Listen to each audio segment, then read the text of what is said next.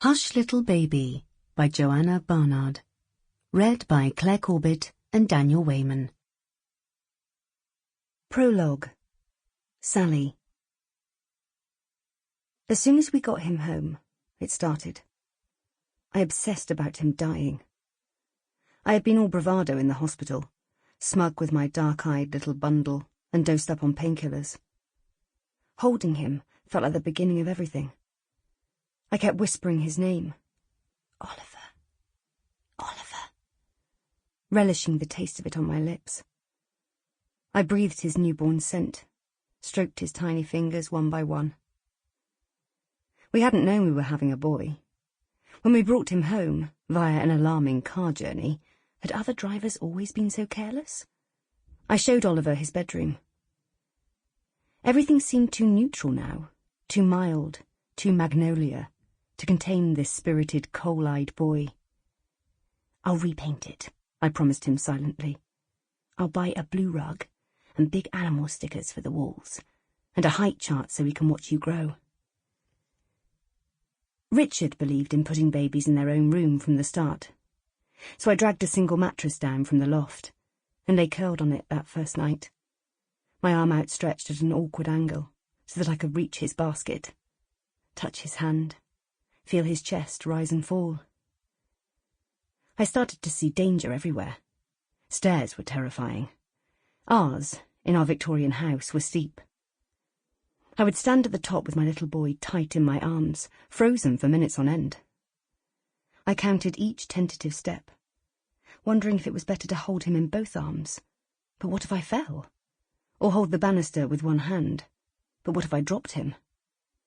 Which outcome would cause him the least injury?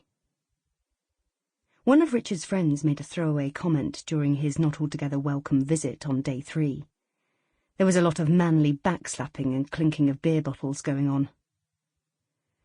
"Now all you've got to do is keep him alive," he said with a booming laugh.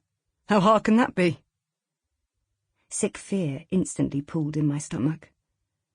Suddenly the idea that Oliver might be taken from me morphed into a possibility, a probability, a near certainty. Richard took him away from me on the 5th day. "I'm taking him out. You need a break," he said. I didn't think I did. I wrapped my baby up, layer after layer. "He'll overheat," he said, but I insisted on the hat, the extra blanket. I watched through the curtains as my husband walked down the path, swinging the car seat. I counted the minutes while they were gone.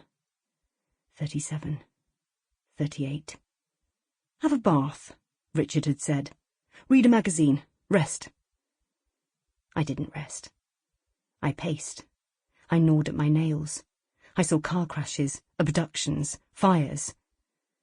When they returned, I felt as though the missing piece of me was back, and I could finally exhale. Over the coming weeks and months, the fog lifted, and the fear abated slowly. I felt myself again, albeit a changed version of myself.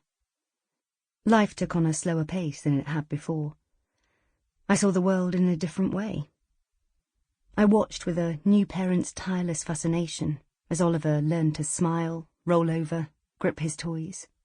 I clapped and cheered every minute achievement, and instead of seeing him as a breakable doll, I've now come to think of him as a clever, strong, bold boy who can and will conquer everything in his path.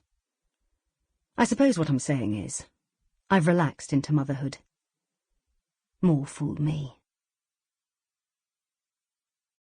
Chapter 1. Sally. I'm out. That's all that is running through my mind. I'm out! I'm out! I'm out! It's exhilarating to be walking to the train station, unsteady in ridiculous heels. My arms are almost weightless without a pushchair to lean on, a child to carry, bottles, plates, baby wipes and nappies to balance. I swing my newly light limbs as I walk. I am waiting on the platform, and the phone rings.